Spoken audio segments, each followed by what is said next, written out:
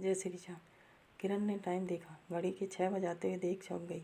Kishan office से आते ही होंगे। किटी पार्टी तो खत्म हो गई थी, पर सब अभी भी गप्पे मार रही थी। किसी को घर जाने की जल्दी नहीं थी।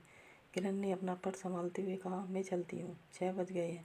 नीता ने आंखें तरेरी, तुझे क्या जल्दी है? मियाँ बीवी अकेले हों, मुझे देखो, अभी जाऊँगी तो सास का मुँह बना होगा। यह सोचकर अपना यह आनंद तो नहीं छोड़ सकती ना। आरती ने भी कहा, अरे और क्या किरण, तुझे क्या जल्दी है? हम कौन सा रोज़ रोज़ मिलते हैं। हाँ, पर किशन आने वाले होंगे तो क्या हुआ, पति हैं, सास नहीं। आराम से बैठ, चलते हैं अभी। किरण बैठ गई, पर ध्यान किशन और घर की तरफ ही था। दोपहर वह टीवी पर पुरानी मूवी देखने बैठ गई थी। सारा काम पड़ा रह गया था। घर बिखरा सा था। उसके कपड़े भी बेडरूम में फैले थे। ड्राइंग रूम भी अव्यवस्थित था। वह तो 4 बजे तैयार होकर पार्टी के लिए निकल आई थी। उसे अपनी सहेलियों के साथ मज़ा तो आ रहा था, पर घर की अव्यवस्था उसे चैन नहीं लेने दे रही थी। वह बैठ नहीं पाई, उठ गई, बोली, चलती हूँ यार, घर पर थोड़ा काम है। हाँ तो जा कर देख लेना कौन सा तेरी सास है घर पर, आराम से कर लेना। सीमा झुंझलाई, ऐसे डर रही है जैसे सास हो घर पर। किरण मुस्कुराती हुई सबको बाय कहकर निकल आई।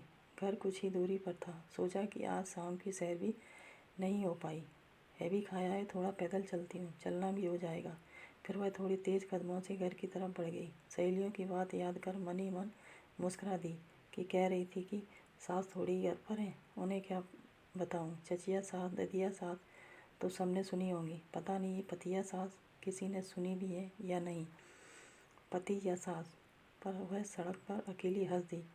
जब उसका विवाह हुआ, सब सहेलियों ने ईर्ष्या करते हुए कहा था, वाह कविता, क्या पति पाया है, न सास न ससुर, अकेला पति मिला है।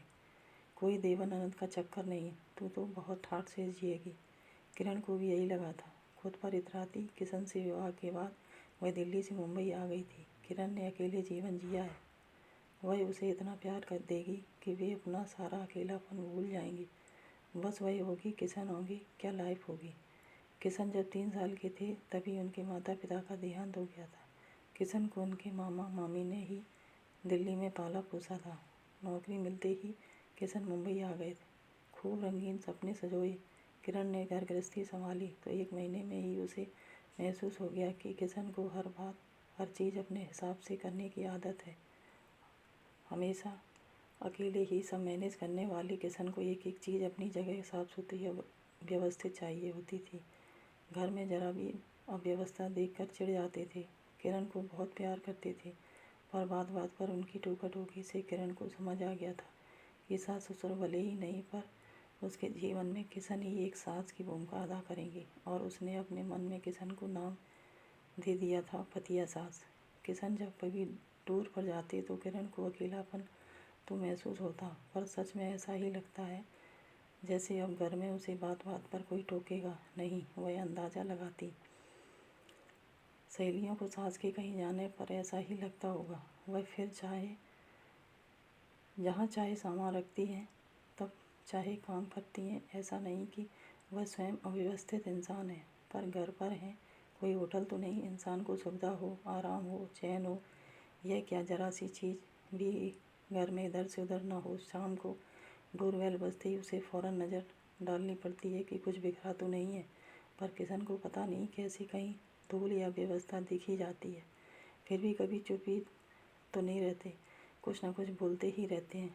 यहाँ तक कि जब किचन में भी आते हैं तो किरण को यही लगता है कि साक्षात सासू माँ आ गई। अरे यह डब्बा यहाँ क्यों रखती हो? फ्रिज इतना क्यों भरा है? बोतलें खाली क्यों हैं? मेड ने गैस स्टोव ठीक से साफ़ नहीं किया क्या? उसे बोलो कभी टाइल्स पर भी हाथ लगा ले। कई बार किरण किशन को छेड़ते हुए कह देती, तुम्हें पता है तुम ट्विन वन हो? वे पूछती, क्यों, तुम मेरी सास भी छिपी हो? तुम्हें मेरी सास भी छिपी है जो सिर्फ मुझे दिखती है। इस बात पर किशन झेंपते हुए बोले, खुले दिल से हंसते हुए। वह भी कुछ नहीं कह पाती। सालों पहले उसने सोच लिया था कि इस पतिया सास को जवाब नहीं देगी। लड़ाई झगड़ा उसकी फितरत में नहीं था। जानती थी टोका टोकी होगी, ठीक है, होने दो, क्या जाता है। एक कान से सुनकर दूसरे से निकाल देती हूँ। अब तो विवाह को 20 साल हो गए। एक बेटी है सोनी। सोनी के साथ मिलकर वह अक्सर इस पतिया सास को छेड़ती रहती है। दो ही तो रास्ते हैं, या तो वह भी बहू बनकर इस पतिया सास से लड़ती रहे या फिर रात दिन होने वाली टोका टोकी की तरफ ध्यान ही न दे, जैसा कि वह सचमुच सास होने पर करती। सोनी भी क्लास से आती होगी। यह सोचते सोचते वह अपनी बिल्डिंग तक पहुंची थी कि देखा किशन भी कार से उतर रहे थे। किरण को देखकर मुस्कुराई। किरण भी मुस्कुराई और घर जाकर होने वाले वार्तालाप का अंदाज़ा लगाया। अरे ये कपड़े क्यों फैले हैं? क्या करती हो तुम? 10 मिनट का काम था यह। सोनी का चार्जर अभी तक यहीं रखा है, वगैरह वगैरह। किशन के साथ ही वह लिफ्ट से ऊपर आई। घर का दरवाज़ा खोल ही रही थी कि किशन ने कहा, किरण कल मीट से दरवाज़ा साफ़ करवा लेना, काफ़ी धूल जमी है दरवाजे पर। अच्छा कहकर किरण ने मन ही मन कहा कि आ गई पतिया साथ, किरण सावधान। दोस्तों, अगर आपको हमारी कहानी पसंद आई है तो प्लीज़ लाइक और सब्सक्राइब करें। धन्यवाद। जय हिंद, जय भारत।